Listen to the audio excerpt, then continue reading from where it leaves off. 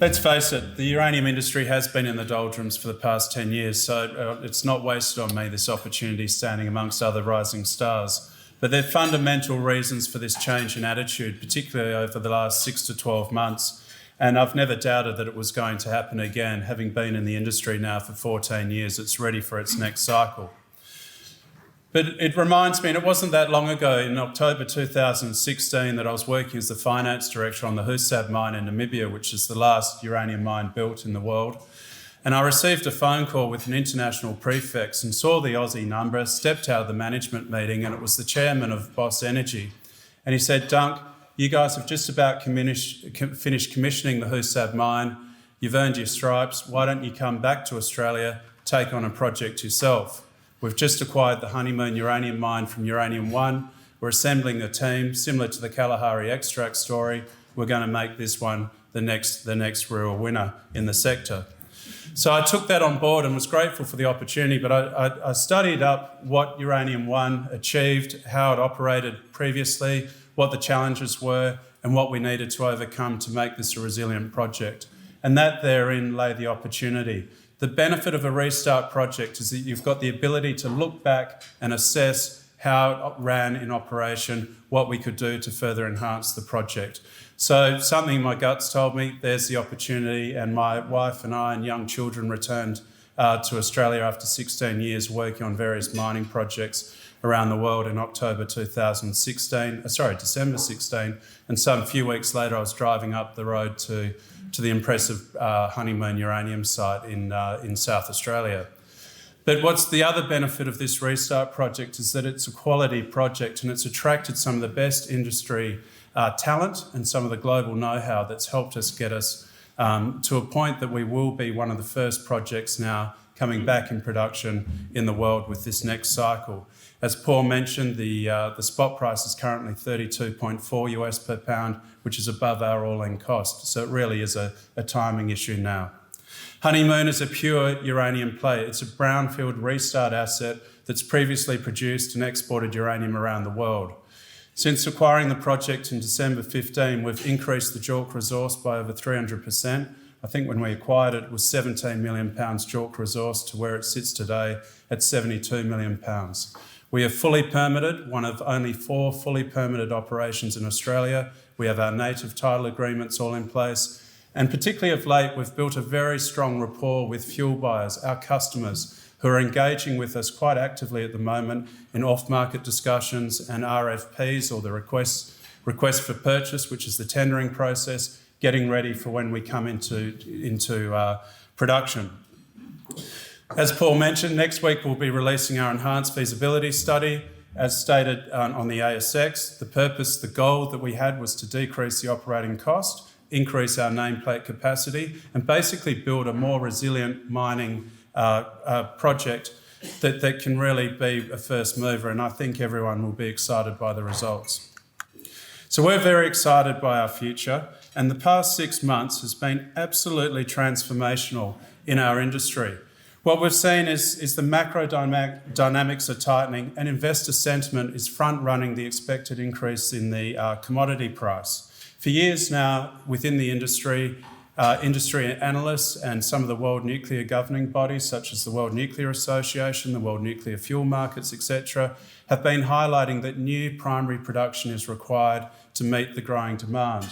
But that incentive price of 60 US per pound needs to be obtained to bring that new production into line. And that hasn't happened yet. So that macro is tightening, or that elastic band. And since February, we've witnessed a significant amount of investment into uranium equities, some $1 billion US just since February, and that's expected to grow significantly. We've just seen the Sprott announce a deal with Uranium Participation Corporation. Their mandate's actually to dual list that group onto the New York Stock Exchange and raise up to $1 billion to further buy spot material, which will drive an increase in price. When we look at some of the key aspects as well, what we find is that governments around the world are adopting a net zero carbon emission type policy. We see that in the US, in the UK, in South Korea, in Japan, in Canada. or by committing to these goals by 2050. Even China is committing to the goal by 2060.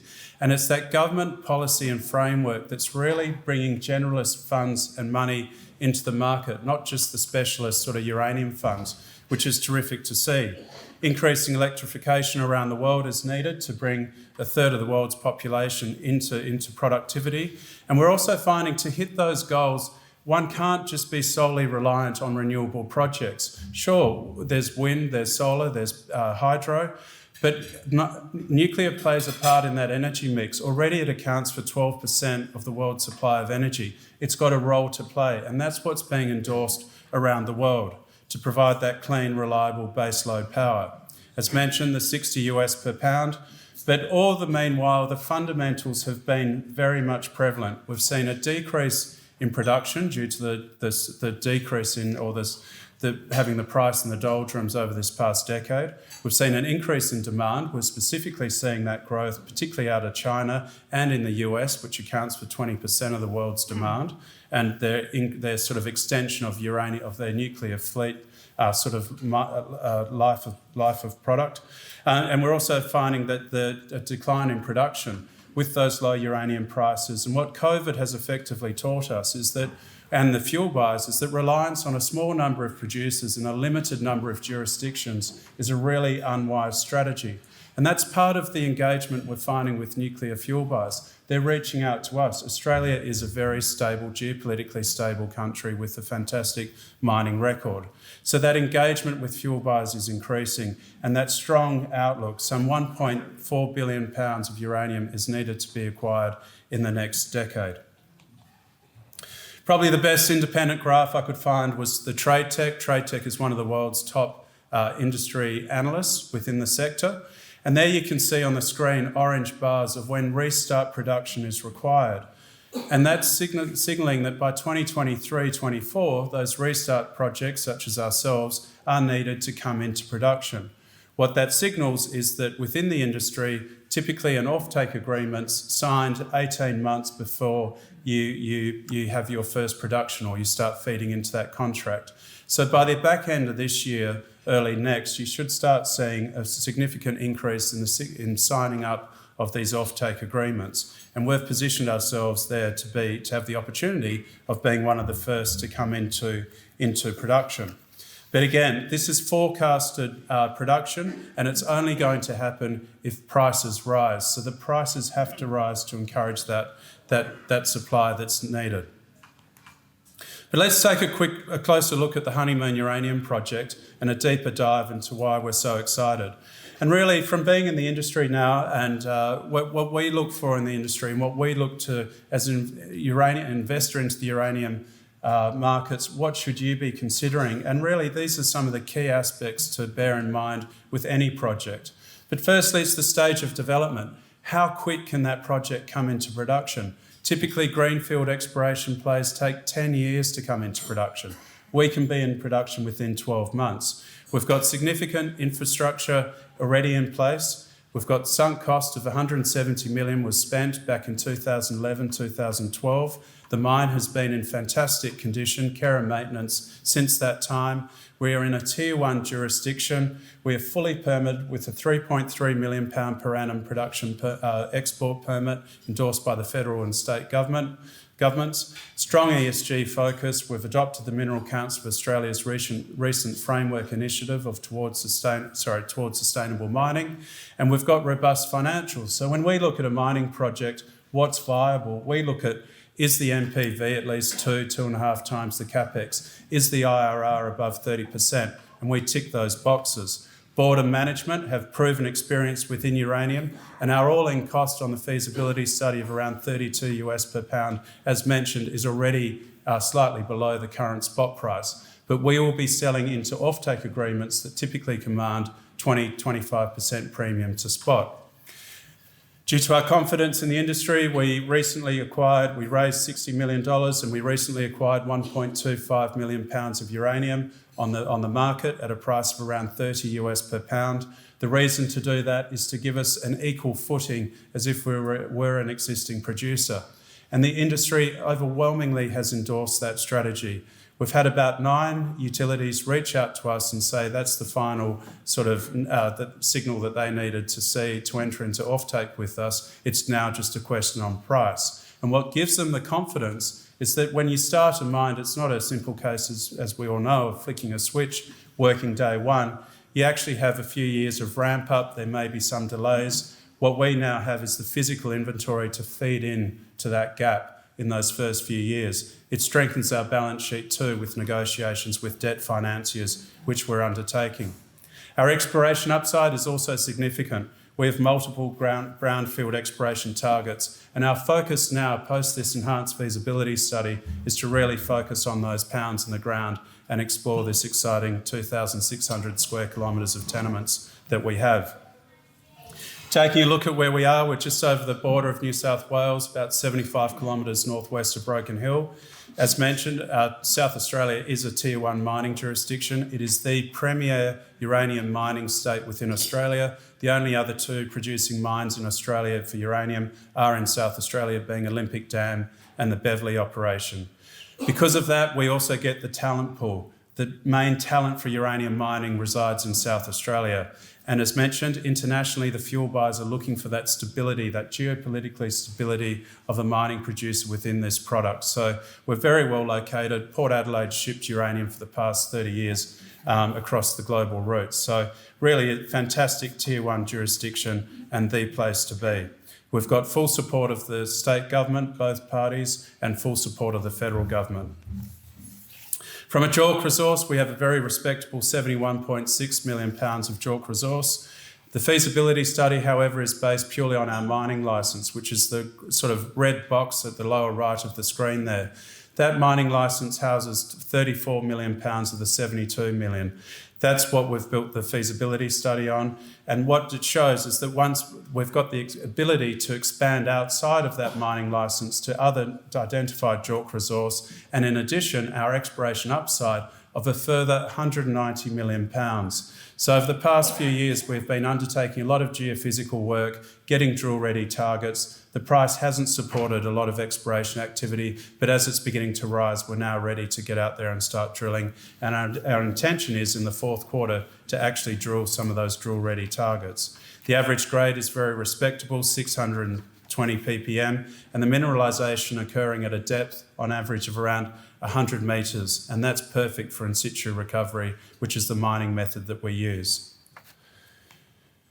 When we look at taking a bird's eye view of the site, at the top right of the slide there, you can see the production well fields. This is where our high-grade resource sits. This will account for the first 4 years of the mine life, and it sits just adjacent to the plant itself, so very well located, and that's why the plant was built around it in a sort of kidney shape. We've got access to power off the grid from Broken Hill. We have our own water. We have a camp that can house up to 150 personnel, though we've reduced that to about 80 with the new mine development. Our plan is now to introduce ion exchange as the method of production on site, and ion exchange accounts for over 50% of the world's production.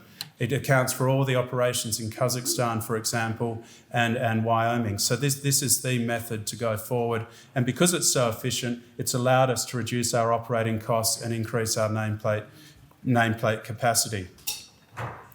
When we look at the stage development, in the first year we'll produce just under 1 million pounds of uranium. We'll then be ramping up to the second year of 2 million pounds, up to the nameplate capacity of 2.45 million pounds. Our actual export permit for 3.3 million pounds will be achieved by bringing in some of that additional resource that sits outside the mining licence, and that's really that, as mentioned, our focus will be on. When we look at the sort of our next steps, well, our strategic timetable since day one has been getting into this position, being ready now that all the pieces of the puzzle are now in place, that we can put our foot down and actually come into production, lock in those robust contracts, build ourselves as a credible producer as the uranium price starts to lift. As Paul mentioned, our feasibility study will be released next week. No further permitting is required, and there's substantial scope to further increase that operating cash flow. And in the meantime, what we've been doing is engaging with our debt providers around the world. We currently have 12 financiers wanting to finance the project, And with the launch of this feasibility study, we'll share our financial model such that they can fine-tune their due diligence and be at a point that when we land the offtake agreement, actually getting the finance, which is very low for us, up to $60 million, is fairly straightforward. And then in the meantime, we're staying very close to the market and negotiating with our fuel buyers and just keeping them afresh of our development, getting ready to produce. In fact, on Tuesday this week, we had 2 dignitaries from the International Atomic Energy Agency, IAEA, which have visited the mine to give it its final due diligence. So on an international perspective within the industry, we're ticking all the boxes. And those gentlemen actually flew out from Vienna, went through quarantine purely for this purpose. So it's a very, very exciting time for us. When I look at the share price performance, we've done particularly well over the last 6 to 12 months. We raised money in March 2018 at 4 cents. We then raised money in September last year at 6.7 cents. And only 2 months ago, we raised at 14 cents to help acquire that physical inventory. So it's been, and along the journey, we've also tightened our register. We have most of the large sort of institutions in Australia have wet their feet in the stock. Of those that are substantial, we've got Paradise, who have been big investors in us since the early 2017. Tribeca as well. We've also got dedicated funds overseas, such as Segra and Sachem Cove. Basically, about 25% of our register is now international, but that international presence is continuing to grow. Net cash position of 20 million, stockpile currently worth around 52 million, but that's expected to increase quite substantially in market value. And I really do feel confident that you can expect to see the spot price begin to, or continue to increase over the next 3 to 6 months, particularly on the back of the Sprott Uranium Participation Corp type arrangement. We've also firmed our board of directors, and these are very well known and respected directors. Peter O'Connor was a senior director on Northern Star. He joined when it had a market cap of 300 million, stepped off recently with the arrangement with Saracen at a sort of 10 billion market cap. Bryn Jones, experienced career in the industry. He actually had 10 years on the Beverley mine, which is our nearest mine in South Australia. It's an ISR mine, ion exchange. So right person, right place. Wyatt Buck, great sort of operational experience. Wyatt founded his career with Cameco in Canada on their flagship mine, MacArthur River, and ended up being the managing director of that project before joining the Paladin operation. He oversaw their flagship uranium mine, Langer Heinrich, through its commissioning to its nameplate production in Namibia. And it's just wonderful to have that operation and project execution experience. And Dudley Kingsnorth, a very well-renowned, respected metallurgist. And then Sashi Davies, I've had the pleasure of working with for the past 10 years. Sashi is one of the top 5 uranium traders in the world. She's also on the board of the World Nuclear Fuel Market. In our industry, it is the premier industry body. So very experienced team to take it forward. To end the presentation, I'd like to end on this slide. It really is one that's most frequently shown, but I'm sure many of you remember how buoyant the last uranium market was, but I clearly do remember. And all the indicators are pointing to this start of the new cycle. So where we want to be is that as this price begins to rise, start locking in offtake agreements with varying price-related market flexibility such that we can increase and enter into offtake agreements that sort of give you some a base to protect you should the price decline, but allow you to grow with the uranium price. So that it's not really a fixed price contracts, they're called market-related contracts that give you that flexibility. And by establishing ourselves in the first few years, we'll capture that market share in the early stages and build a very resilient project. So very, very exciting. And when the commodity price runs, it can move very quickly. Back in 2005, 6, 7, it was moving by dollars a week. Terribly exciting time. And as they say, the longer the base, as indicated by this graph, the longer the space, prices have gone and can go ballistic. Thank you.